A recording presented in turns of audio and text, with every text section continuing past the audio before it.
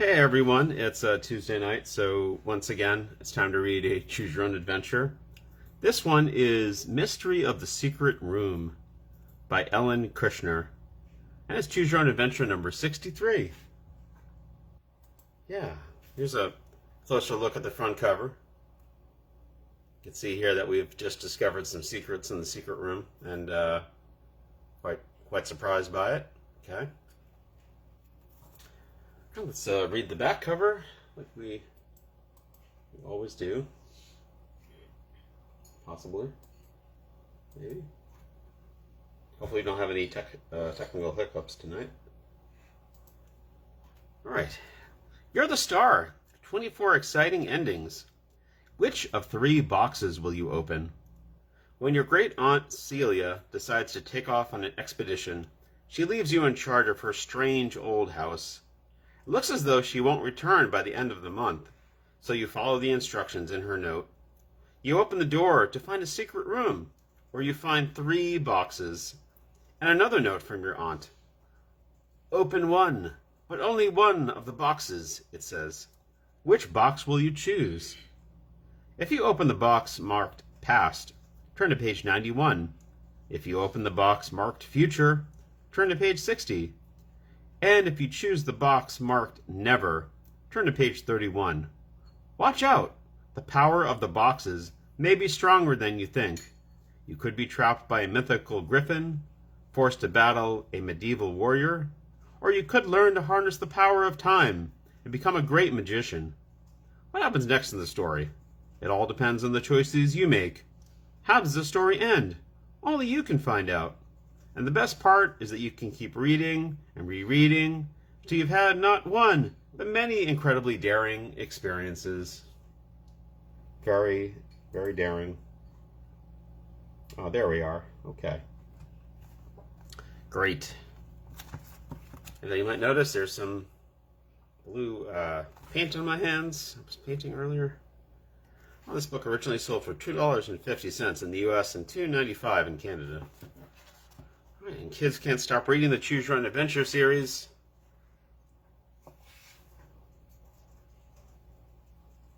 Yeah, she won't know if we open all the... Well, maybe if you open one box, it stops us from opening the other ones.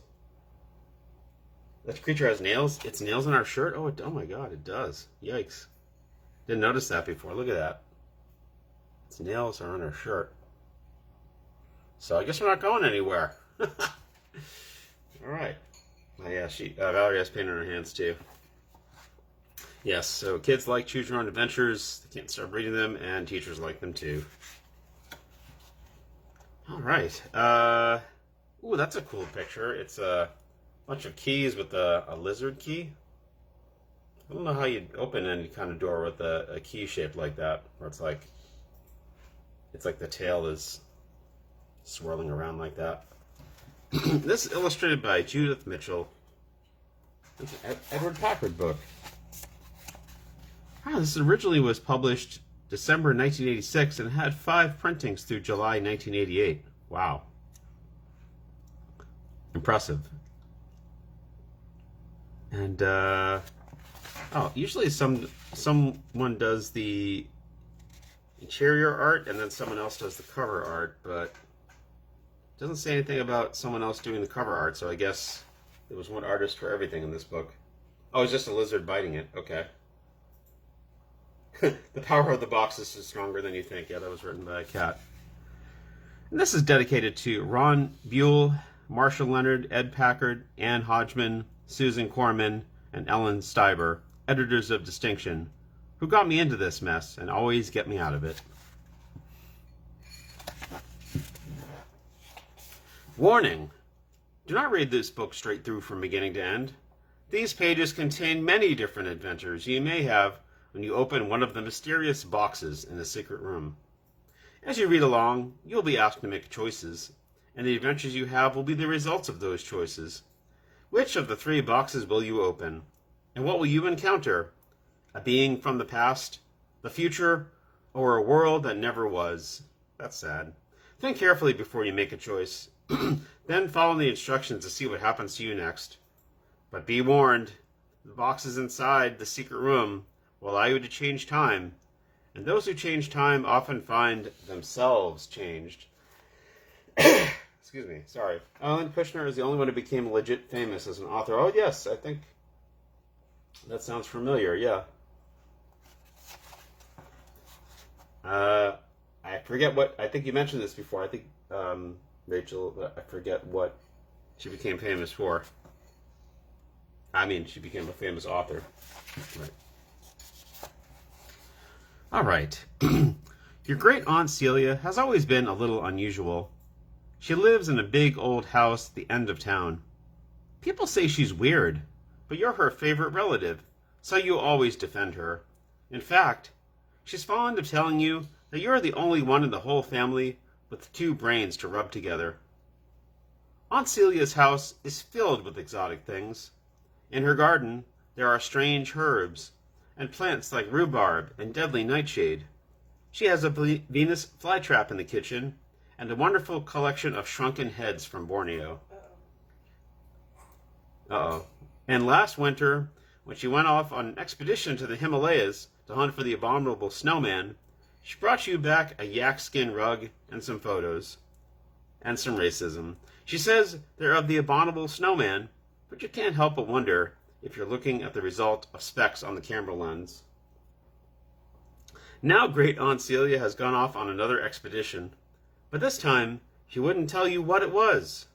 She's left you the keys to the house and a list, as long as your arm, of things for you to take care of while she's gone. To begin with, you have to keep the Venus's flytrap and the garden watered.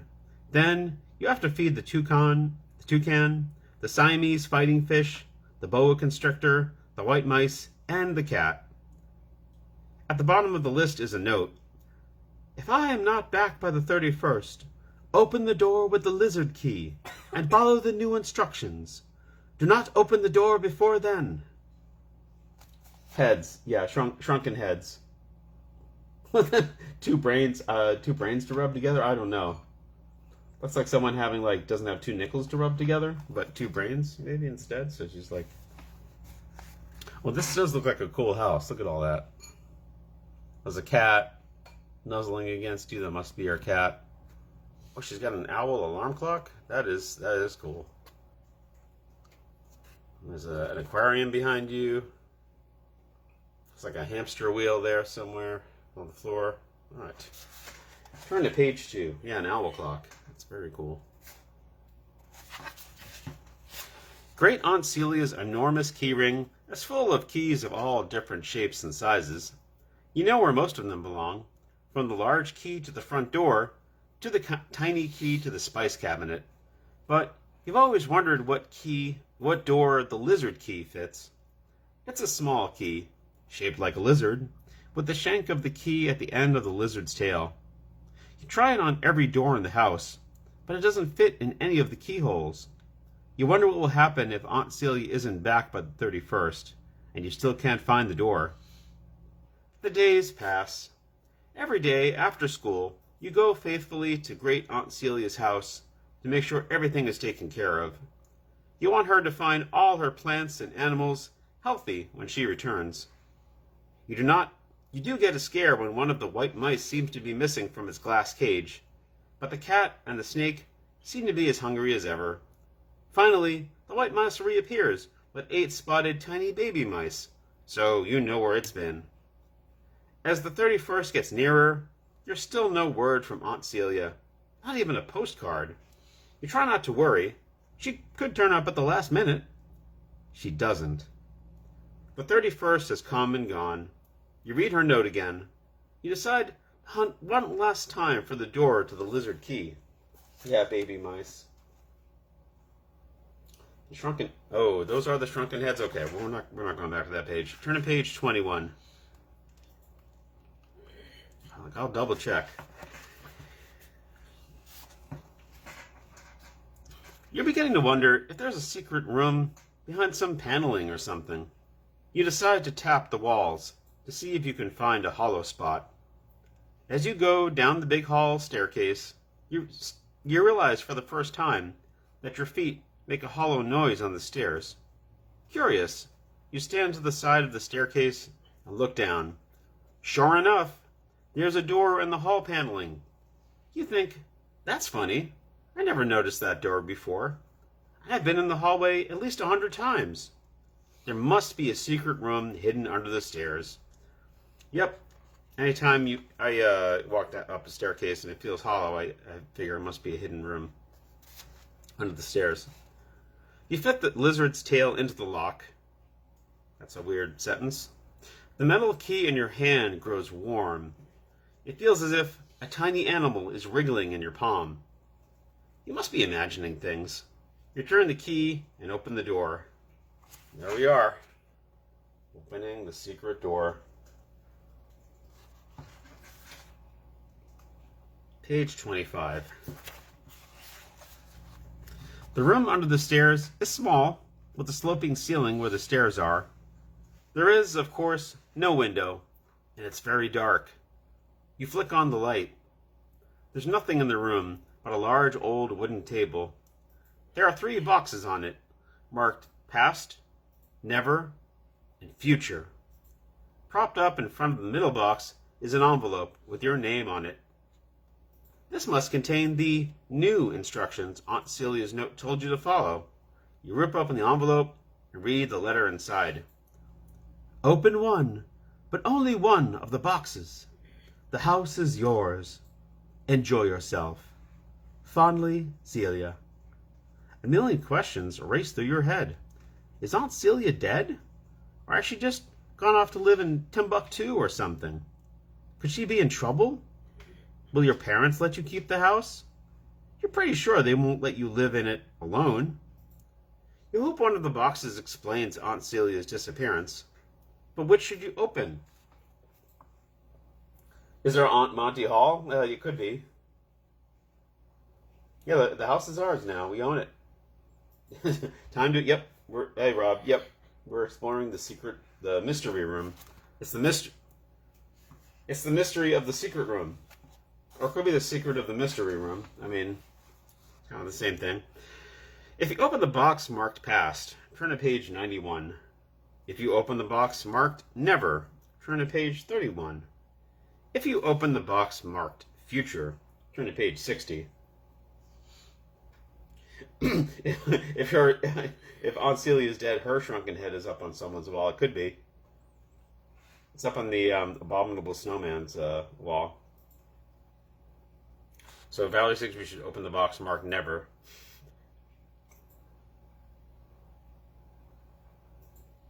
Never. Well, we don't want to live in the past, so never. Rachel also says never. We don't want to live in the future. We'll all live in the future soon enough. So, let's have an opinion on whether we want to go to the past, whether we want past, never, or future. Hi, Sue. Never. I think we're doing never.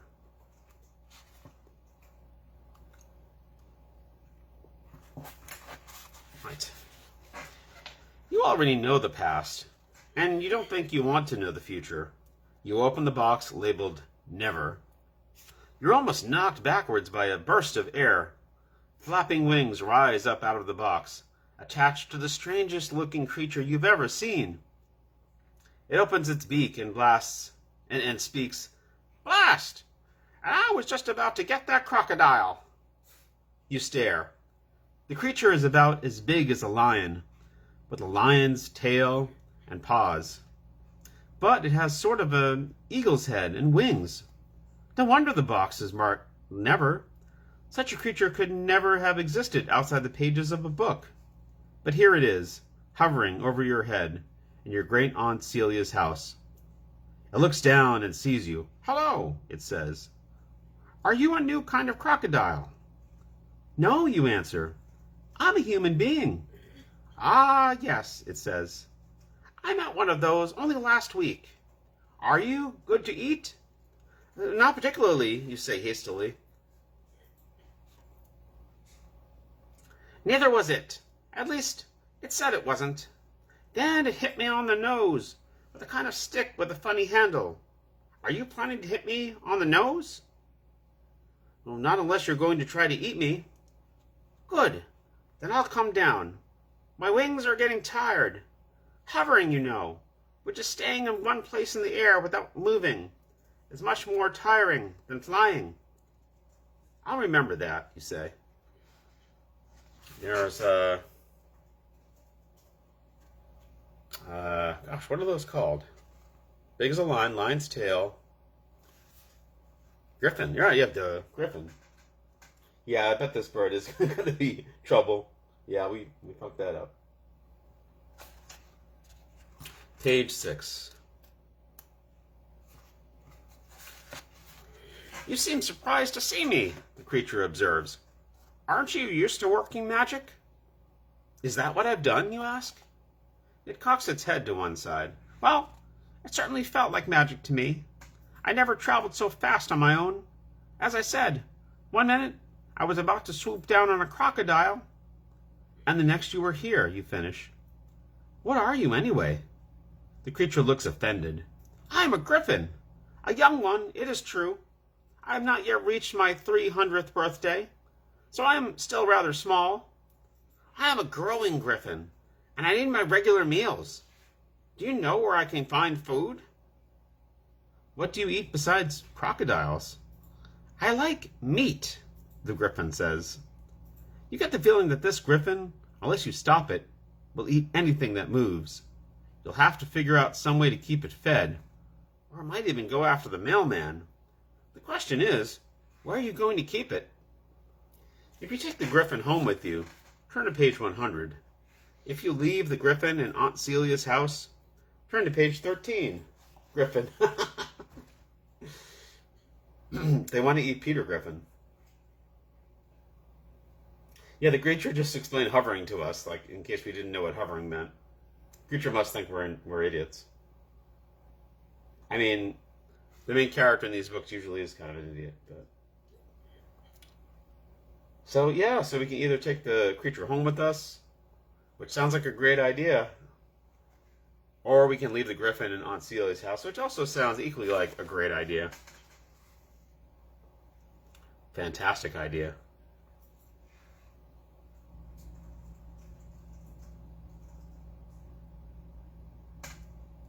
Take it with us. So Rachel says we should take the bird with us. Bird, bird, bird. Bird is the word. Rob says always wanted a griffin. So I guess, Rob, does that mean that you think we should also take the griffin home with us? Take it. Sue says also take it. Bird is the word. And John says bird is the word. I'm going to go with, I think that means take it also.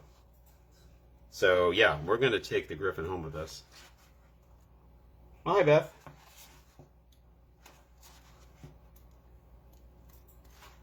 Take the griffin home. Take the griffin home tonight.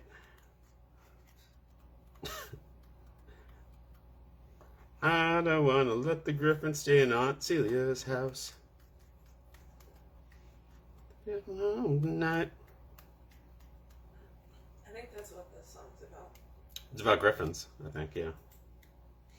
That's of course not what. I mean, what else would it be about? Take Gribway home. All right, here we go. Taking the griffin home. I know a nice place where you can stay, you tell the griffin. There aren't any crocodiles there, but I'm sure we can find you some food. Good, says the griffin. Let's go. The two of you exit through the back door to make sure no one sees you. Is it far? The griffin asks. About a 10-minute walk, you answer. What a waste of time. Let's fly. The griffin lets you climb onto its back. It feels like sitting on a very big dog. Then it lifts its wings, and you soar into the air. The streets look very different from above, but you find your way home. You're coming down for a landing in the backyard when the griffin suddenly swerves in midair. Dinner! It cries. You look down with horror. The griffin is diving straight for your next-door neighbor's dog. You can't let it eat someone's pet, you tell yourself. How can you make the griffin stop? If you shout to the griffin to stop, turn to page 110. If you try to pull it out of its dive by the neck, turn to page 42.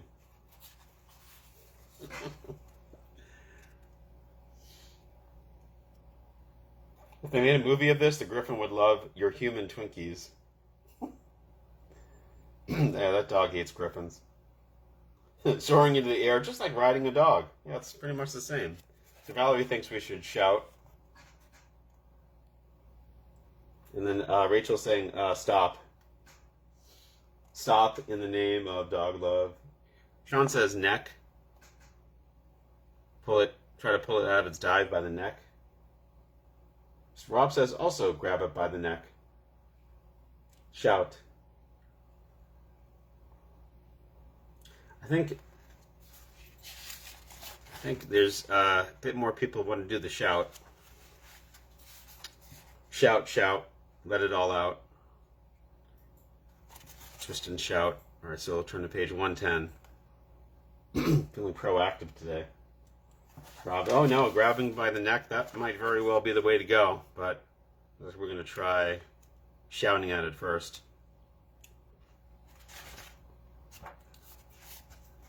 No, you shout in the Griffin's ear. Leave that dog alone. Oh? The Griffin swerves out of its dive. A friend of yours. Not exactly, but we could get in a lot of trouble if you ate it. The Griffin lands in your backyard, between the garage and some bushes. It ruffles its feathers. Just when I thought I was going to get in some decent hunting. You can see trouble coming. You can't hunt around here, you explained carefully. There's no hunting allowed anywhere where there are houses, people, or pets. I'll bring you some food. You stay on that nice platform there. You point to the top of the garage. And there's my window. If you need anything in the night, fly up there and knock with your beak. But don't bother anyone else in the house. I understand, the Griffin nods. But it seems that it didn't. About an hour later, you hear your mother squawking. My chicken! What on earth happened to my chicken? I left it out on the back porch to thaw, and it's gone. It was already dead, the Griffin explains when you corner it. I didn't think anyone would mind. And its bones crunch so nicely. It smiles at the memory. I'm still a little hungry, though. I don't suppose you could get me another. I'll try, you say, but from now on, eat only what I bring you. You can't be mad about the chicken. I mean, it needed a chicken. Hey, Griffin, leave those dogs alone. I was picking off a leashed animal. Decent hunting. Yeah, right. Well, it's like hunters that are sent to pay for an expedition to corner an animal. They pay all that money. I think they're hunting. Yeah, Cheney style. Hunting Cheney style. Yeah, we have to feed it something. Yeah, right. This is an avian little shop of horrors. Feed me, Seymour. Page 75. You go to the store and buy the Griffin another chicken. It costs all that's left of your week's allowance. There goes that record you were going to buy. Yep. Bummer. A few days go by. The Griffin continues to behave itself, but you're going broke feeding it. You do get to go for fantastic rides on its back at night, when no one can see. But you've got to come up with a way to make lots of money, fast. None of the usual jobs kids can do, like delivering papers or mowing lawns, will make enough cash. You look in the paper. There's an article on a missing dog, a valuable prize Shih Tzu that may have been stolen. Their reward for its return is $10,000, a nice piece of change. But what chance do you have of finding the dog when the police have failed? Then a notice in the one ad catches your eye. Speedy messenger service. Overnight express our specialty. Messengers wanted. Must have own transportation. That's more like it. You certainly have transportation. You decide to try getting a job with Speedy Messenger Service. Didn't see that one coming. Yeah, it could be Griffin Chicken sounds like a good place to eat. Yes, yeah, it does. It would be a detective. It's too bad we don't have any money. If only our great aunt had left us a giant house that we could sell for money. Too bad. Helps if names McFeely. Yes, I was actually thinking that, like speedy delivery. I was thinking Mr. McFeely. You know the messenger service isn't going to want to hire some kid. So you put on a pair of sunglasses and your mom's old trench coat and go down to their office. A bald man chopping on a big cigar says, "Yeah, what do you want?" You try to make your voice sound deep. I want to be a speedy messenger. I've got transportation. Okay, we pay by the job. I've got one right now. This package needs to be in Hooterville by 7 tomorrow morning. It's a rush job, so we'll pay you extra. Think you can do it? Great. Money coming in already. There's only one problem. You haven't asked the Griffin how it feels about carrying packages. This one's not small, and it weighs a good 10 pounds. You could tell the boss that you can't start work right away, but you want that money really badly. And there we are, fooling the boss into thinking that we're an adult. Definitely, that's the way to do it. Just wear a big trench coat and wear some sunglasses indoors. Yeah, it could be like. I was thinking that at first maybe it's gonna be like 2 kids in a trench coat, like one kid on the other's shoulders. Okay.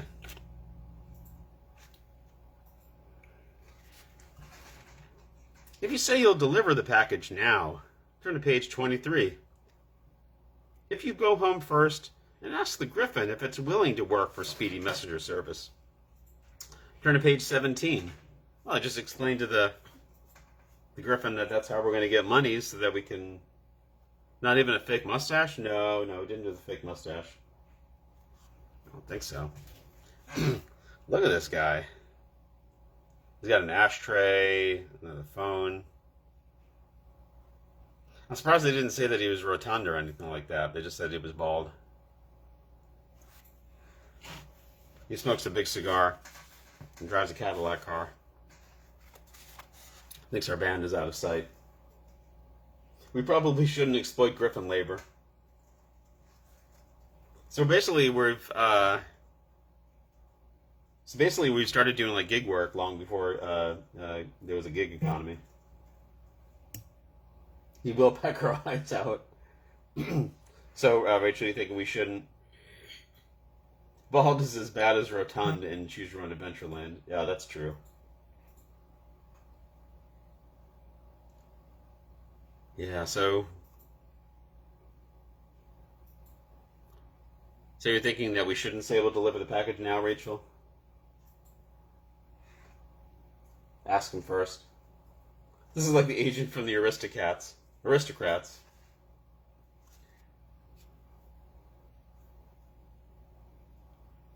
The Griffin will, yeah. So Valerie thinks just say we'll deliver the package now. Rachel says we should ask. Let's deliver it. So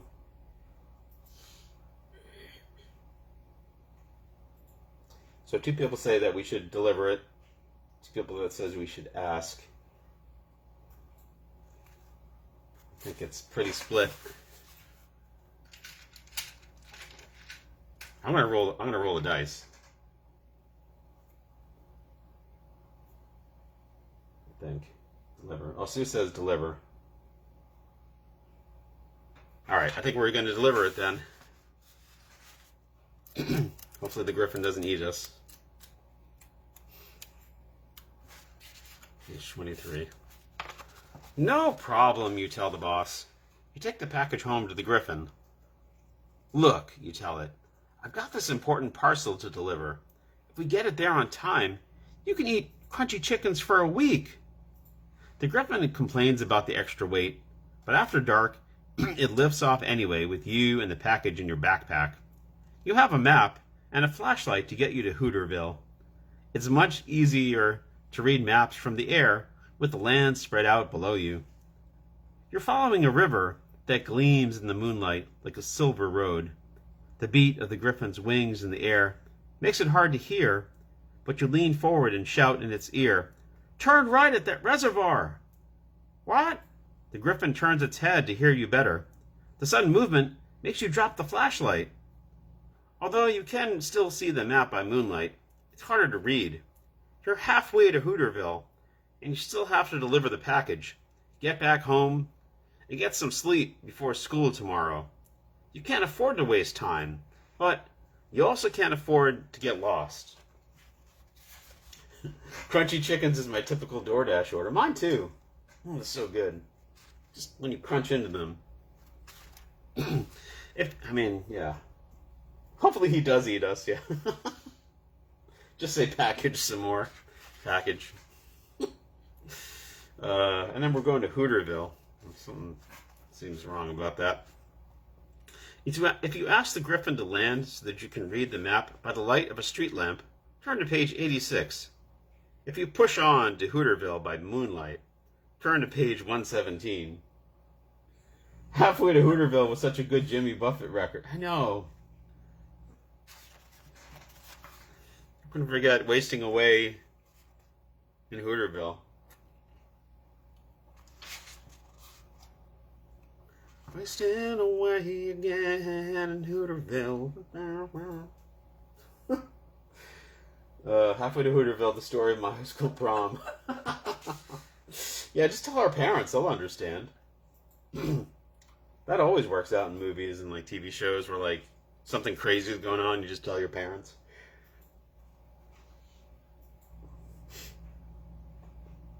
All right. All very funny, but we have a very important decision to make here. Are we going to swoop down and land and try to read the map by the light of a street lamp, or are we going to push on to Hooterville? Second start on the right and straight on to Hooterville by morning.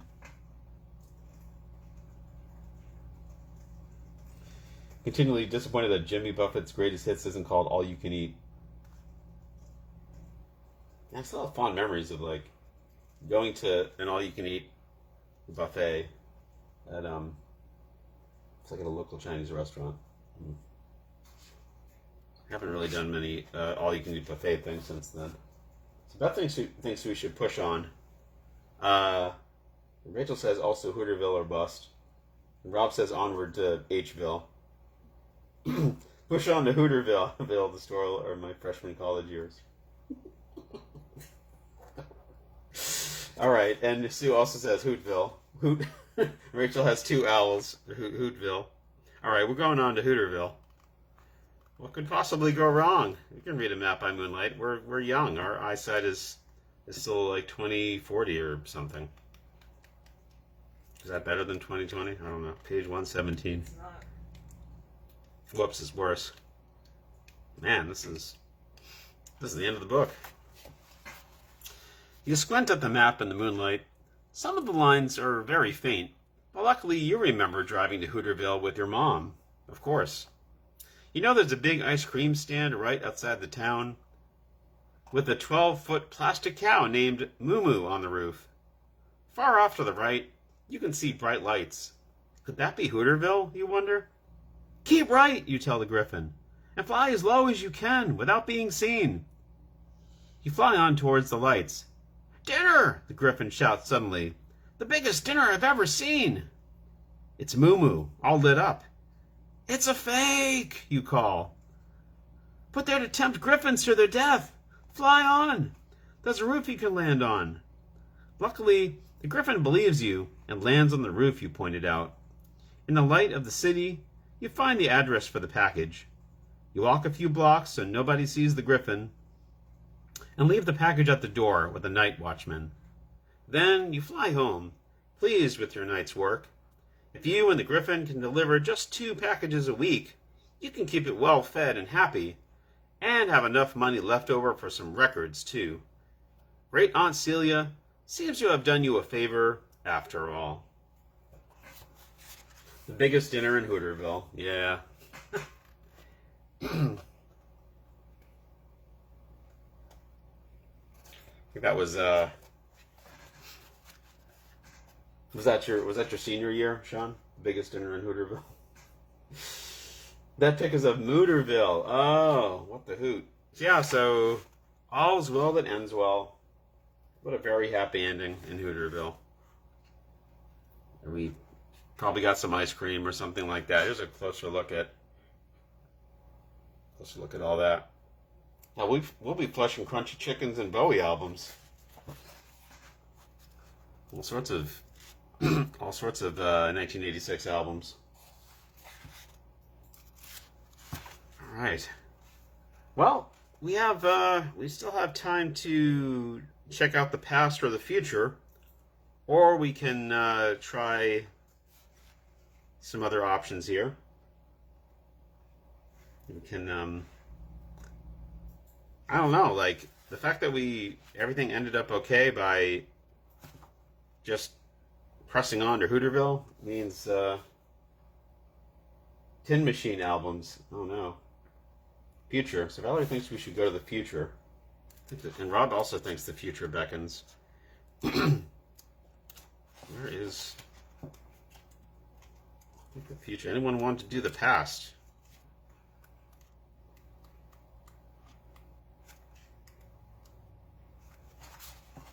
Future.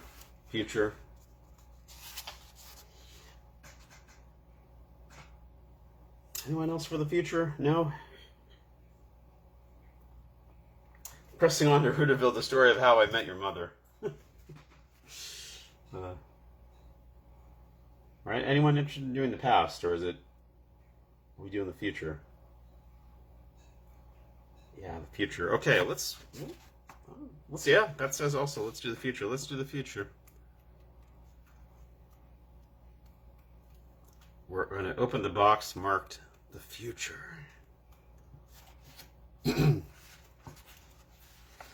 You pull back the lid on the box marked future. Yipes! The voice seems to be coming from inside the box. You jump back in surprise. A person tumbles out and lands flat on the floor. You stare at the girl who lies staring up at you. Her hair is very short. Half of it is purple. The other half is green. She's wearing about 12 earrings, and she's dressed in skin-tight clothes. The strange girl blinks. Who are you? What happened to the quake? You're from the future. At least, I think you are, you tell her. There isn't any quake here. You came out of a box marked future. Who do you think I am? Cornflakes, she says scornfully. You show her the box. What is this, science fiction or something? She goes on. Everyone knows you can't really travel into the past. The tachyonic differential is relative to the mass and intelligence ratios of... Slow down, you say. She sounds as if she is explaining Einstein's theory of relativity to physicists. It's still the 20th century. We've only just invented word processors. Well, how did I get here then? She asks, looking very confused. You take a deep breath. That's a good question. I don't see 12 earrings on her, though. But, yeah, she's definitely wearing some interesting clothes. All right.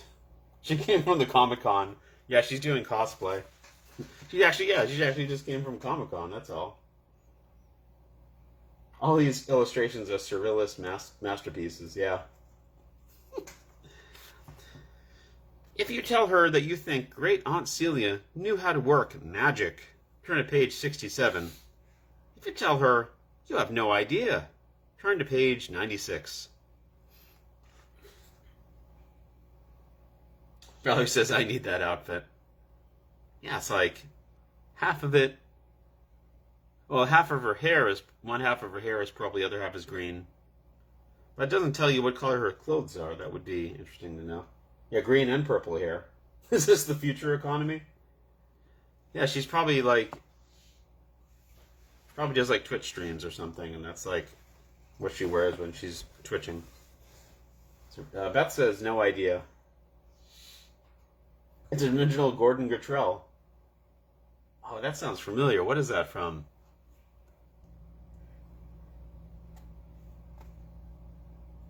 Yeah, Aunt Celia knew how to work it all right. I mean, how do you think she got that house? No, I don't know. Aunt Celia was just a weird, cool aunt. There always has to be like a cool aunt in the family. Oh, that's right. Gordon Gartrell. Right, right. Is that where what was it, Theo? Like he needs an outfit, so like his sister makes it for him. It's all messed up. Yeah, Theo wanted a Gartrell shirt. Yeah, I knew. That sounded. I saw that episode so long ago that. Oh man, and then she sews it for him, and it's like one sleeve is like way too long, the other one's way too short. Yeah, sister made a fake one for him. Oh, Denise, that was her name, right? Yeah, Bill Cosby pretty problematic now, but that was a good episode. This is a core memory. Yeah, got to remember that. Can never forget that. Anyway, we have another very, very important decision to make here. So we want to tell her that Great Aunt Celia knew how to work magic or work something, or just tell her that we have no idea.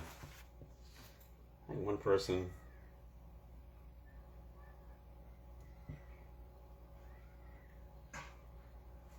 Okay. I just heard a kid screaming outside. All right. I saw DVDs of the Cosby Show seasons in the free library box in our park. I didn't get them. Yeah. Good choice. Throw Celia under the bus. It's saying that she knew how to work magic, throwing her under the bus. Yeah, I think that's what it is. All right, we're going to tell her that she knew how to work magic.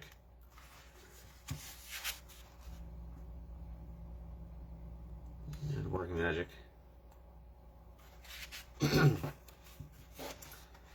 This is going to sound weird, you tell the girl from the future, but I think it's magic. You quickly tell her about Great Aunt Celia's disappearance and the 3 boxes that she left behind. Bizarro, she says happily. Let's find out who else is in there. Before you can stop her, she throws open the lids of the past and never boxes. Out of them jumps a boy with a sword and a big monster with wings. They take one look at each other and start fighting. There's nothing you or the girl can do except get out of the way. Soon, there's nothing left of them but 2 bloody messes on the floor. The room is silent. What are we going to do? You ask. I think they're dead. I don't know about you, the girl says, but I'm going to throw up. You decide to lock up the secret room and throw away the lizard key. The end. Oh man, wow, they actually sell those. That's crazy. Yeah, about the price for a real one. Well, that was a terrible ending. I mean, the girl from the future's okay, but, I mean... Yeah, she had no idea how to end this. What do we do now? I said that... You said our great aunt was knew how to do magic. I don't know how to continue this. Where do we go from here? I guess we'll tell her that we have no idea then. Hopefully that ends up being a happier experience. 96.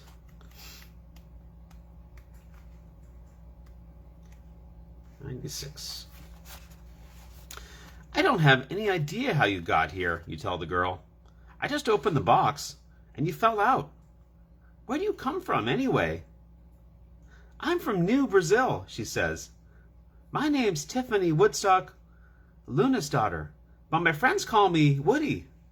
Suddenly her face clouds with worry. I hope they're all right. If anything's happened to my mates... Your mates, you ask? Isn't this girl a little young to be married, you wonder? My crochet mates, she explains. We were brought up together in the same house. Oh, that's right, you're from the past. You know who your parents are and everything. Were your mates in the earthquake too, you ask? Yes, Woody says. It was scary. Our building looked like it was going to fall on me. Maybe bringing me here saved my life. Listen, if you really have discovered time travel, we've got to go back and save my friends. But you don't understand, you tell her. I don't know anything about how the boxes work. We could get killed just trying to get you back. Go on to the next page. But what am I going to do? Woody demands. I can't stay here in the past for the rest of my life. You look at her sadly. You may have to. It's okay. You can meet my parents. I'm sure they'll like you a lot. Open the future box again, Woody says fiercely. See if anyone else comes out. You do, but no one does. Woody looks at you miserably. Isn't there anything you can do? She says. This all sounds vaguely familiar. I feel like I must have read this book in 1986 or something. This future person sounds kind of familiar. Anyways, yeah, so if we decide to try to help Woody get back to the future, turn to page 44. If you insist on taking her home with you now, turn to page 7. Well, with the Griffin, we took the Griffin home with us, and that worked out okay. But we could, she really is worried about her friends in the future. Mason the earthquake insane in the membrane. She's saying with the sugar cubes, I think. So Beth thinks we should help her. Rachel says she seems sus to me.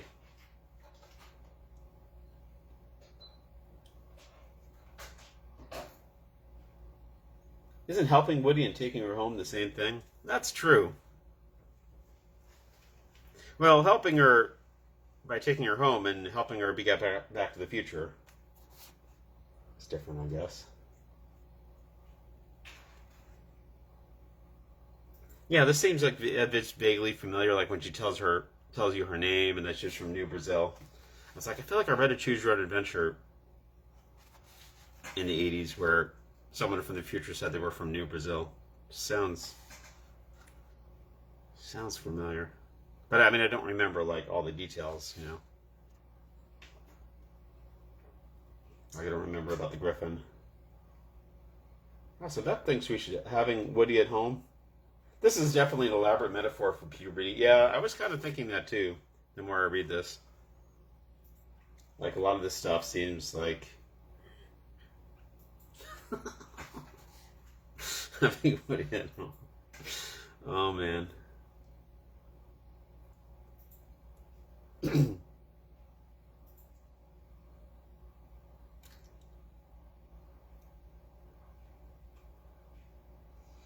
Yeah. Stuff like, and having to like wait a month for your aunt to come back, like exactly 1 month, like that.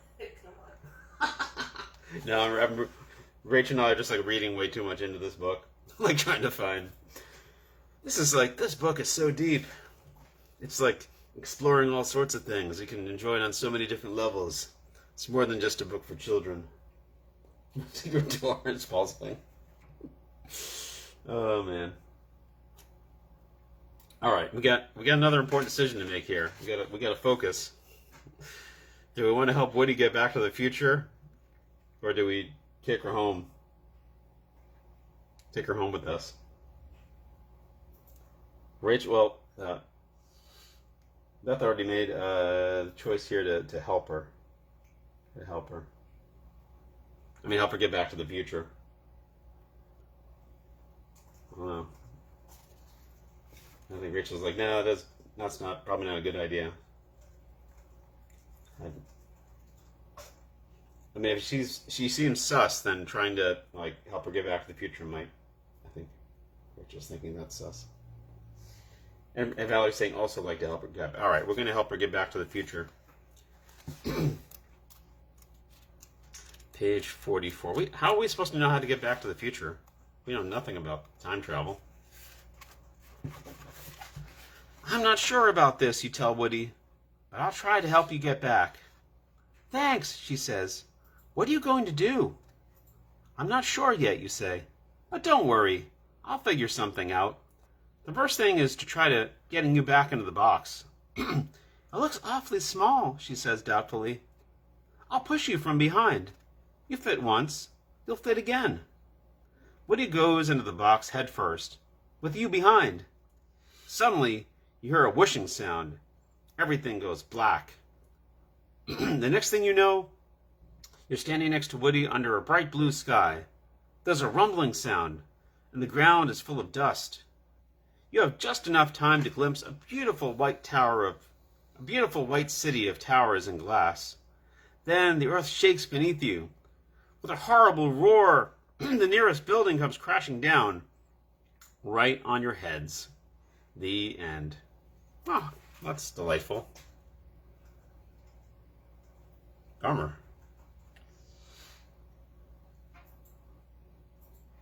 To get back to the future, show up at Doc Brown's house and ask, "My God, do you know what this means?" "It means this thing doesn't work." Excuse me. Alright. Oh, good. We got killed. That's awesome. Getting killed is the best. Right. I guess we're going to take her home with us.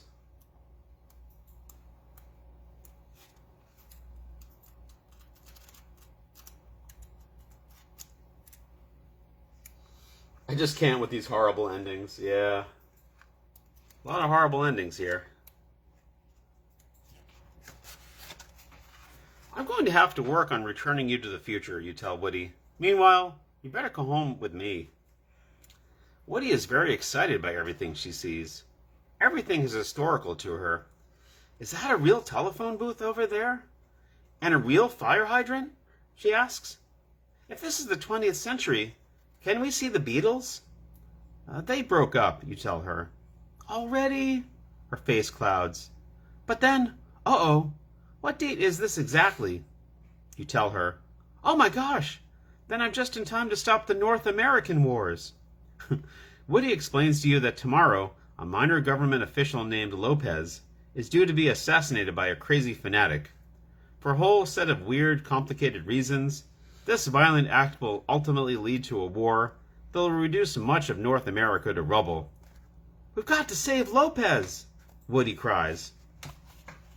That's crazy. Nothing could ever happen in this country that would cause the government to, be, toppled or someone assassinated. That would be like saying, a bunch of, people could, storm the Capitol building and, try to take senators hostage or stuff like that. It's ridiculous. That's how you know this is a fantasy book. Future Woody, we have all been promised that. Yep, we have. When you get home, the two of you quickly check the newspaper. Sure enough, Lopez is due in town tomorrow night to meet with the mayor. "But he never will," Woody says. "He got shot right on the steps of City Hall." "Then we'll just have to stop him going up those steps," you say. Woody isn't crazy about this idea. "And risk getting shot ourselves? Anyway, what makes you think he'll listen to a couple of kids? The best thing to do is stop the assassin. You forget, I learned all about him in school. His name is Arthur Tweety, and he'll be standing with his rifle in the window of the Belvedere, that old hotel right across the street from City Hall." You look at your new friend in disbelief. "Stopping a man with a rifle sounds safe to you?" "Sure. Because I know exactly what he's going to do. All we have to do is keep him from firing that rifle." "Yeah, no problem," you say sarcastically. Woody ignores you. If you decide to try to stop the assassin, turn to page 94. If you'd rather try to keep Lopez away from the steps of City Hall, turn to page 109. Shots, shots, shots. Yeah, it can't happen here.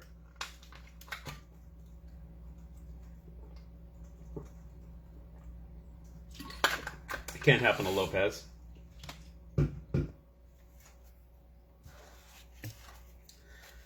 Oh, whoops. That book is upside down. So Valerie thinks we should stop the maniac. Stop him. Stop the assassin.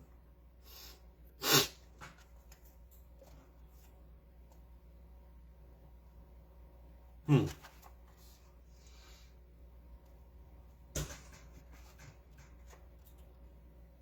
what if killing Lopez actually prevents the war? Let's do the Day of the Jackal ending. Stop them. Sue says also stop them. Rob says stop them. Rachel agrees with Valerie, so we're going to stop the assassin. Yeah, Lopez isn't going to listen to two kids, right?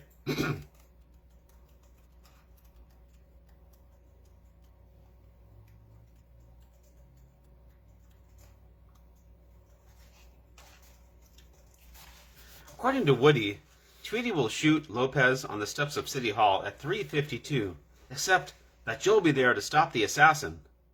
The next day, after school, you and Woody race over to the Belvedere Hotel. Why would you, still go to school that day? Wouldn't you be like, I'm, gonna make sure, what if the school bus, was late or something?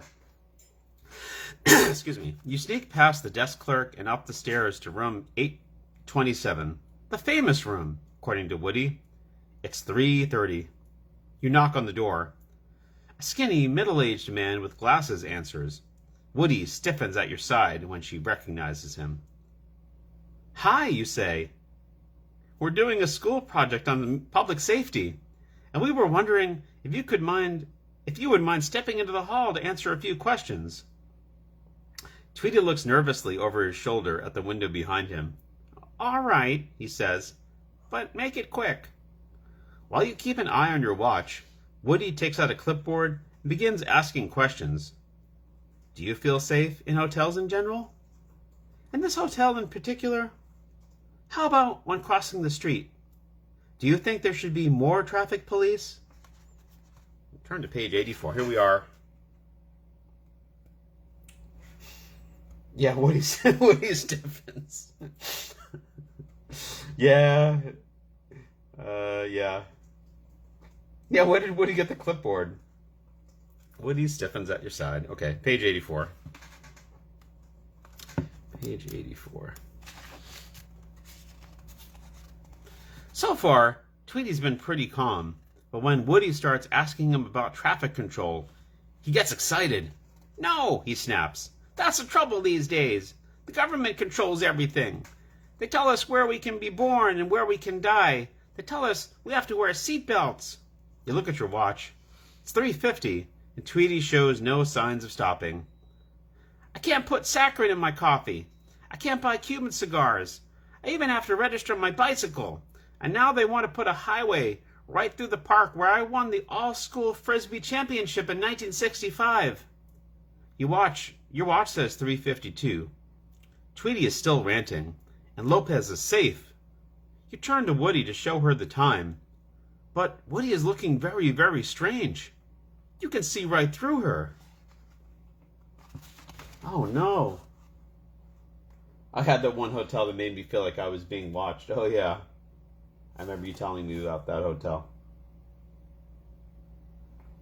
Yeah, this guy is going to be so bored that he won't murder.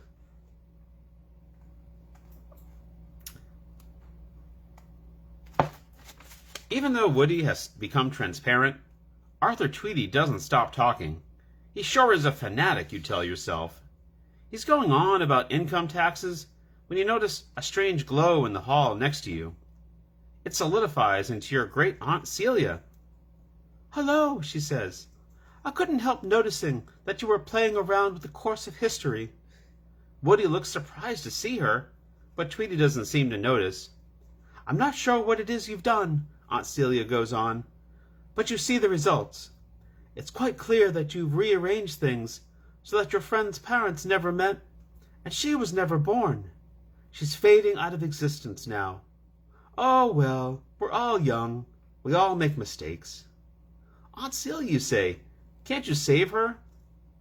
I've already saved her once, Aunt Celia says sternly, by bringing her out of that killer earthquake to you.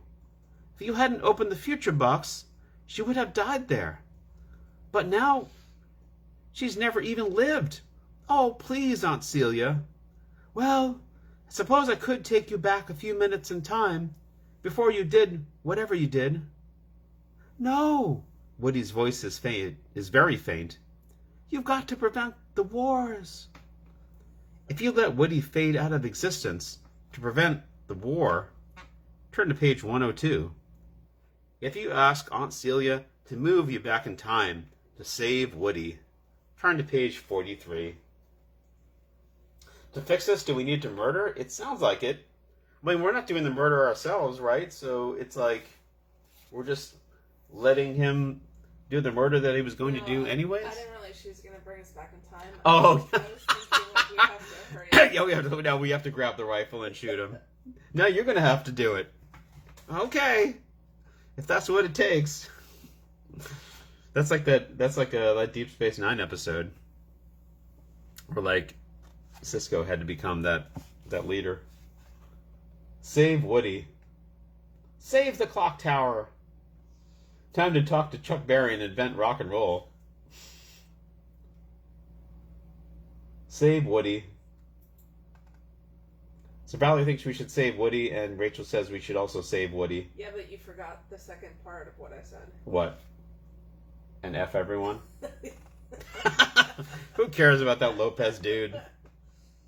Whatever. He's probably the guy that demolished that park where the guy used to have a skateboarding championship or something like that, or whatever that was. It's all his fault. So Sue says also save Woody. All right, I think we're going to save Woody. Thank you, Aunt Celia. Why did Aunt Celia just like show up out of nowhere? Is Aunt Celia like a time traveler now? I mean, I guess so.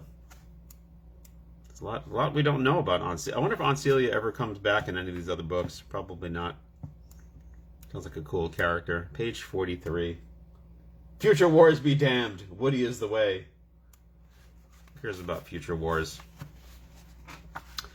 Please, you ask Aunt Celia, take us back to 3:30. Suddenly, there is no one in the hall but you and Woody. The door to room 827 is closed, and your watch reads 3:30. You and Woody stand silently outside the door until 3:52, when you hear a shot ring out. Then you turn and leave the hotel. Thanks, Woody says. I guess. It's okay, you tell her. You're worth it. And there are other ways to change the world. The end. Yeah, what if those other ways cause her to like cease to exist? Like every time you could be like, oh, we're going to do this thing to make the world a better place. Let's do it. And like as you're doing it, she starts fading away. And like every time Aunt Celia's like, well, you're making the world a better place, but yeah, we just killed Kennedy, basically. Or, like, yeah, Lopez, Kennedy. Yeah, the same idea. I mean, we let the killing happen. Apparently, we don't want to. Yeah, no, we really should. There are other ways to change the world, but all those changes lead to her never existing. That's how it is sometimes, though, you know? Suddenly, there's no one in the hall but you and Woody. Very lonely. Aunt Celia Vivaldi will return. Yeah, maybe she's actually Vivaldi. Maybe that's like Vivaldi in her later years. She had to change her name to Aunt Celia. And then she becomes a time traveler. It do be like that sometimes. About being in the hall with just yourself and Woody. Yeah. Sometimes it's like that. Be the change. Be the change we want to see in the world as long as it doesn't get rid of Woody. Me and Woody, that's a metaphor, right? Yeah. Did Woody even meet our parents? Did we even have that chance? No. That's weird. We still have to like bring her home to meet the folks, right? Like, that's weird. Doesn't even give us the option. Like, what? We still have to do that. Like, what if we bring her home and like parents are like, no, you can't keep Woody here. We can't have Woody in the house.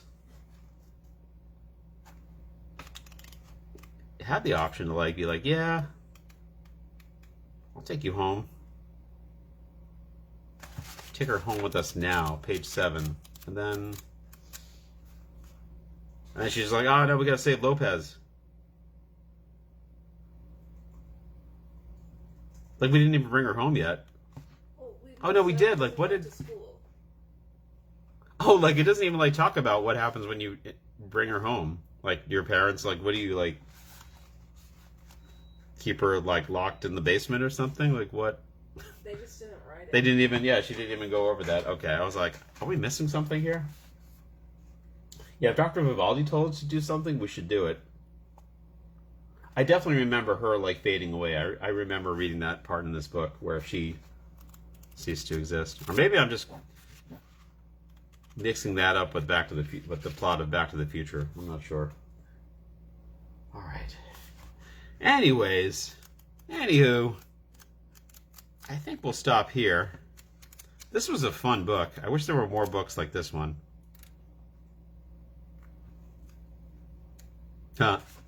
Some good stuff here. We never went into the past, or never did the past one, but I remember it not being that good. yeah, that seemed like the most. I mean, it was a kid with a sword, you know, like I don't know. Anyways, yeah. So I think I'll stop here while I still have a voice. For some reason, I started losing my voice sooner than I normally do. But yeah, this was number 9. This was number 63.